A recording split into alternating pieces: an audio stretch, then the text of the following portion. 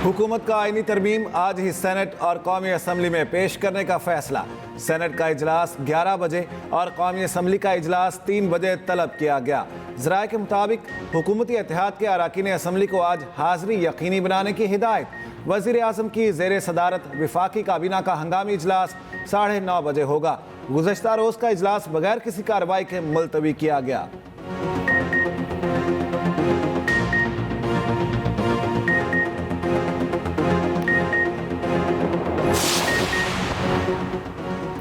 आईनी तरमीम के लिए जोड़ तोड़ का फाइनल राउंड। मौलाना फजलुर रहमान बदस्तूर मरकज से निकाह। बिलावल भुट्टो एक बार फिर सरबराह JUI को मनाने रहाइश गाह पहुंचे। दोनों जमातों के कायदीन की मुलाकात 1 घंटा तक जारी रही। 26वीं आईनी तरमीम के निकात पर तफसीली तबादला ख्याल किया गया। PP रहनुमा नवीद कमर और मुर्तज़ा वहाब बिलावल भुट्टो के साथ आए। चेयरमैन पीपल्स पार्टी ने 24 घंटे में तीसरी बार मुलाकात की। जलसे में शिरकत से कबल भी चेयरमैन पीपल्स पार्टी ने बैठक लगाई। मौलाना फजलुर रहमान ने PTI वफ्द को इशाया दिया। सरबराह JUI की रिहाइशगाह पर तीनों पार्टियों का इकट्ठ हुआ। फजलुर रहमान का दोनों वफूद से अलग अलग आईनी तरमीम पर तबादला ख्याल। उधर PTI वफ्द और मौलाना की मुलाकात की अंदरूनी कहानी मंजर आम पर आ गई।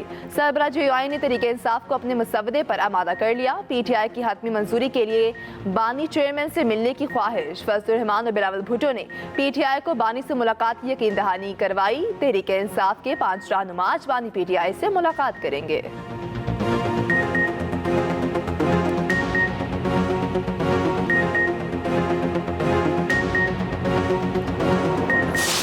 मौलाना फजलुर रहमान साहब एक आखिरी दरख्वास्त करूंगा। एक आखिरी मौका है, होश की नाखुन ले। सियासी जमातों ने कॉम्प्रोमाइज कर लिया है, हम मुत्तहिद हो चुके हैं। जो आइन साजी अब होगा उसी के मुताबिक होना चाहिए। इसलिए अगर ऑपोजिशन इतने सारे कॉम्प्रोमाइजेस के बाद आज भी हमारे साथ नहीं दे सकते हैं तो मैं मजबूर होऊंगा। मुझे मजबूरन मुस्लिम लीग नवाज और उनके एक्स्ट्रा मेंबर्स के साथ मिलके ब्रूट अक्सरियत पे कानून साजी, आइन साजी करना पड़ूंगा।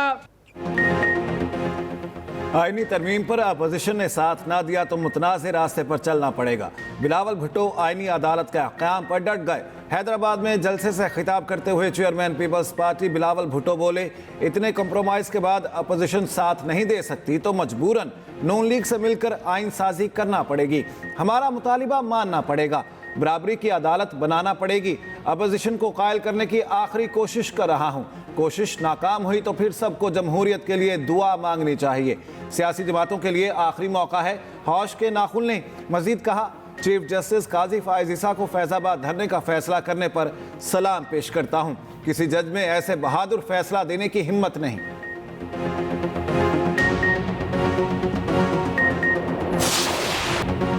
खसूसी पार्लिमानी कमेटी में मुजव्विज़ा आईनी तरमीम का 26 निकाती मुसव्विदा मंजूर शुदा मुसव्वदे की तफसीलात सामने आ गई। आईनी अदालत नहीं बनेगी, आईनी बेंच तश्कील दिए जाएंगे। चीफ जस्टिस का तकर्रुर 12 रुकनी पार्लिमानी कमेटी करेगी। खसूसी पार्लिमानी कमेटी 3 सीनियर तरीन जजेस में से चीफ जस्टिस नामजद करेगी। वज़ीर आज़म चीफ जस्टिस का नाम मंजूरी के लिए सदर को भेजेंगे। चीफ जस्टिस का तकर्रुर 3 साल के लिए होगा। उम्र की हद 65 साल मुकर्रर करने की तजवीज़। पार्लिमानी कमेटी में 8 MNAs 4 सेनेटर शामिल होंगे।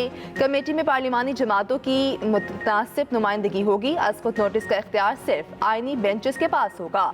सुप्रीम कोर्ट अस्कुत हिदायत या डिक्लेरेशन नहीं दे सकेगी। अदालत उस्मा किसी भी केस को हाई कोर्ट या अपने पास मुंतकिल कर सकेगी।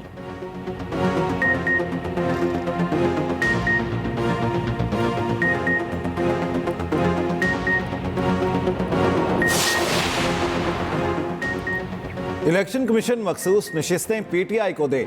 इलेक्शन कमीशन और PTI की जानिब से वजाहत मांगने पर सुप्रीम कोर्ट के अक्सरियती जजेस ने कहा, इलेक्शन कमीशन सुप्रीम कोर्ट के 12 जुलाई के फैसले पर अमल दरामद का पाबंद है।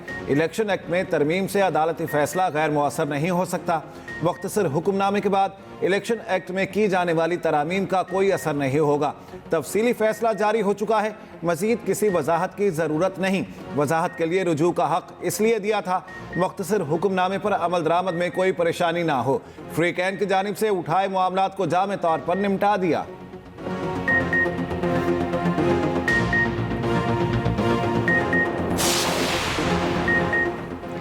मखसूस नशिस्तें किसको दें, अदालती फैसले पर अमल दरामद कैसे हो। इलेक्शन कमीशन के मुशावरती इजलास में मखसूस नशिस्तों पर फैसला ना हो सका। आज दोबारा इजलास होगा। गुज़श्ता रोज इजलास में स्पीकर के लिखे खत का जायजा लिया जाएगा। कानूनी टीम ने स्पीकर और सूबाई असम्बलियों के खतूत पर ब्रीफिंग भी दी। ज़राए इलेक्शन कमीशन का कहना है सुप्रीम कोर्ट के फैसले मौजूद हैं। तरमीम की सूरत में नए कानून पर अमल दरामद होगा। मखसूस नशिस्तों से मुतालिक फैसले के खिलाफ नज़र-ए-सानी कानूनन समात के लिए मुकर्रर हो जाना चाहिए थी।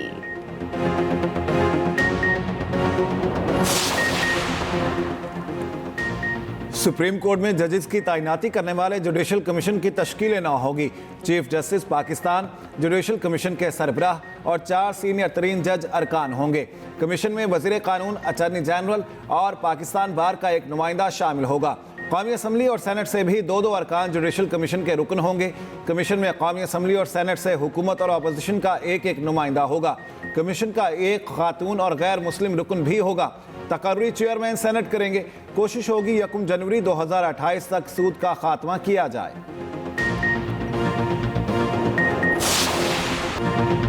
स्पिनर्स की तबाहकुन बॉलिंग। पाकिस्तान की टेस्ट क्रिकेट में होम ग्राउंड पर तकरीबन 4 साल बाद पहली फतह। पहले टेस्ट की शिकस्त का बदला मुल्तान में ले लिया। इंग्लैंड को दूसरे टेस्ट में 152 रन से शिकस्त। 297 रन के हदफ के ताकुब में मेहमान टीम 144 रन पर ढे। पाकिस्तान के सिर्फ 2 स्पिन बॉलर्स ही काफी साबित हुए। इंग्लैंड की बैटिंग लाइन के परखर्चे उड़ाकर रख दिए। ओपनर बेन डकेट खाता खोले बगैर पवेलियन लौटे। जैक कराली 3 रन बनाकर हिम्मत हार बैठे।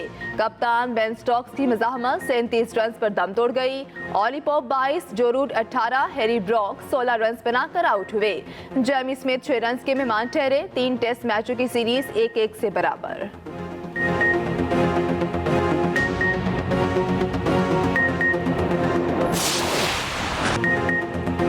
दो स्पिनर्स का खेल, पूरी इंग्लिश टीम फेल। पहले इनिंग्स में साजिद खान ने इंग्लिश टीम को चकराया।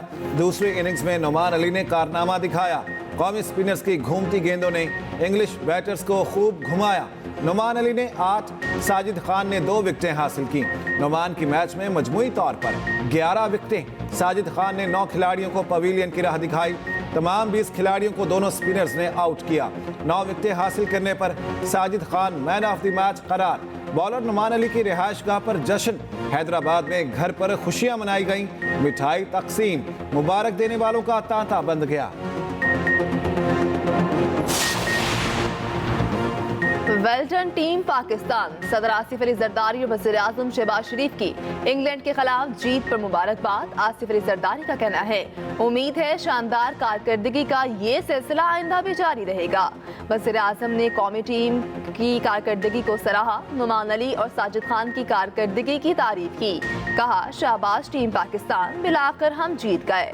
वज़ीर आला पंजाब मरियम नवाज की भी फतह पर कौमी टीम को मुबारकबाद। कहा well done team green, well done. Chairman PCB Mohsin Naqvi का भी जीत पर खुशी का इजहार। टीम वर्क का नतीजा करार दिया। कहा नए खिलाड़ियों ने अपनी शमूलियत को दुरुस्त साबित किया। बेनज़ीर भुट्टो की वतन वापसी पर सानिया कारसाज को 17 साल बीत गए। अलमनाक वाक़े के गम आज भी ताज़ा। पीपल्स पार्टी का हैदराबाद में जलसा। गवर्नर केपी फैसल करीम कुंडी खिताब करते हुए बोले कारसाज जैसे हमलों के बावजूद हमारे हौसले बुलंद हुए। वज़ीर आला सिंध मुराद अली शाह का कहना है सानिया कारसाज अलमनाक वाक़या, दिल आज भी रंजीदा है। शोहदा को खिराज अक़ीदत पेश करते हैं। सीनियर वज़ीर सिंध शर्जील मेमन कहते हैं कारसाज के शोहदा की कुर्बानियों को कभी फरामोश नहीं किया जा सकता। इंसानी बुनियादों पर डॉक्टर आफिया की रिहाई का हुक्म दिया जाए। वज़ीर आज़म शहबाज शरीफ का अमरीकी सदर को खत लिखा। बतौर वज़ीर आज़म इस मामले में मदाखलत मेरी जिम्मेदारी है। आफिया सदीकी को अमरीकी अदालत ने 86 साल की कैद सुनाई। 16 साल की कैद काट चुकी हैं। उधर फ़लस्तीन लबनान को पाकिस्तानी इमदाद के हवाले से जायजा इजलास। शहबाज शरीफ का कहना है जंगज़दा मुसलमानों को अकेला नहीं छोड़ेंगे। वज़ीर आज़म की साहिब सरवत अफराद से एहतियात की अपील।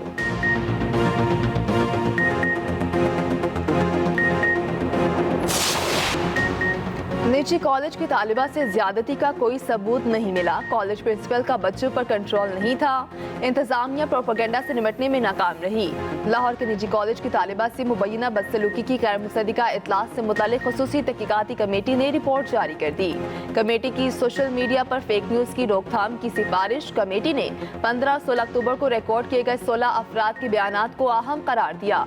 रिपोर्ट में कहा गया हुकूमत को मुतासरा खानदान की इज्जत की बहाली के लिए सख्त इकदाम करना चाहिए। उधर डिस इन्फॉर्मेशन के मामले पर बनाई गई JIT का पहला इजलास। झूठी खबरें फैलाने वालों का रिकॉर्ड इकट्ठा करने का फैसला। डिस इन्फॉर्मेशन फैलाने वालों को तलब भी किया जाएगा।